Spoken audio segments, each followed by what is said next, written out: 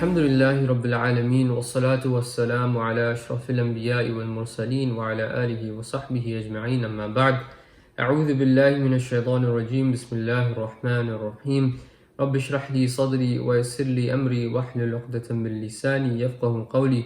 Assalamu alaikum wa rahmatullahi wa barakatuh, brothers and sisters. Today inshallah we'll continue our discussion of the Quranic miracles by highlighting two short examples from the 30th juz of the Quran. And these examples fall under the theme of mountains and how Allah subhanahu wa ta'ala created mountains.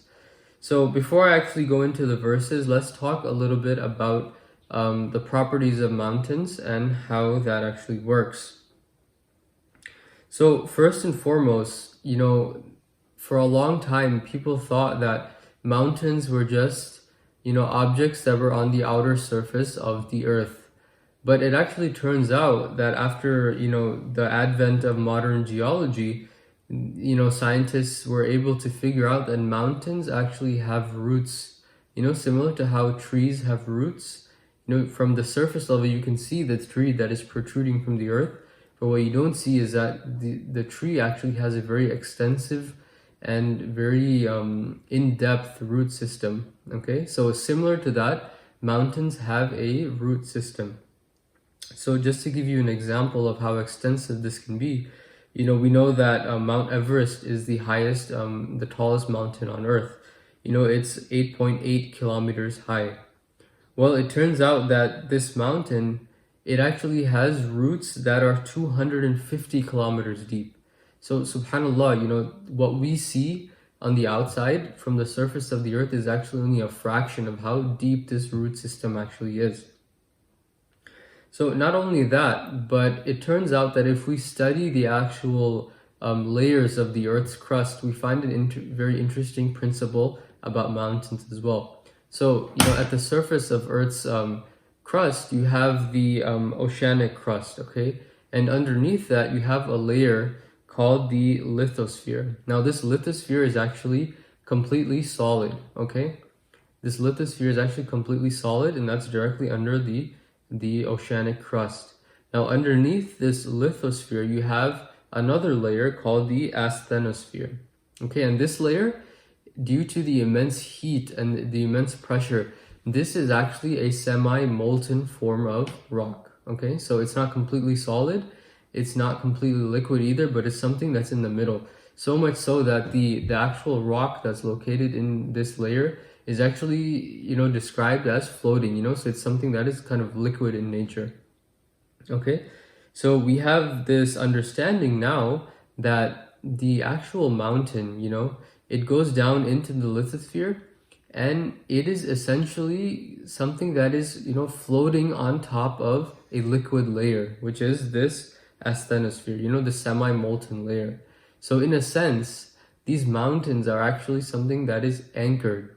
As we know, boats, they're anchored into a liquid so that they are able to stay put, right? So this liquid, in the form of boats, it would be water.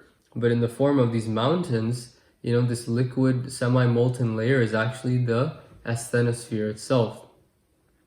So with that basic understanding, let's take a look at the Quran, the specific verses that Allah subhanahu wa ta'ala mentioned regarding mountains, and let's see the imagery and how Allah subhanahu wa ta'ala actually described these mountains. So the first verse is in Surah An-Naba. This is the 78th chapter of the Quran in the 30th juz. Allah subhanahu wa ta'ala says, وَالْجِبَالَ أَوْتَادًا. So He created the mountains as pegs. Okay, وَالْجِبَالَ أَوْتَادًا. So, this is very similar to how a tent has, pegs, right? You have the outward structure of the tent, and you can actually, visualize this, that the tent is actually something that is similar to a mountain in shape, right? It's triangular in shape. But Allah subhanahu wa ta'ala described it as وَالْجِبَالَ أَوْتَادًا, that similar to how this tent has pegs that keep it anchored to the ground, the mountain itself has pegs. And, after studying modern geology, that's something that is 100% scientifically accurate. And that was portrayed in the Quran 1400 years ago. Now the second verse is in Surah An-Nazi'at. This is the next surah, chapter number 79, verse number 32. Allah subhanahu wa ta'ala says, وَالْجِبَالَ أَرْسَاهَا. So again, these mountains, He anchored. Arsaha comes from the word anchor. So, like I mentioned before, the mountains, they're actually anchored in a sense because they're floating on top of this liquid layer, right? Similar to how a boat is able to float on top of water. So Allah subhanahu wa ta'ala described this phenomenon when He said, وَالْجِبَالَ أَرْسَاهَا, that the mountains are anchored. So if we take these two verses together, Allah subhanahu wa ta'ala is describing that these mountains, it's not just an outward appearance that you see, there's actually a very extensive peg system that keeps these mountains in place, and they're actually anchored, meaning that they're floating on top of something that is liquid.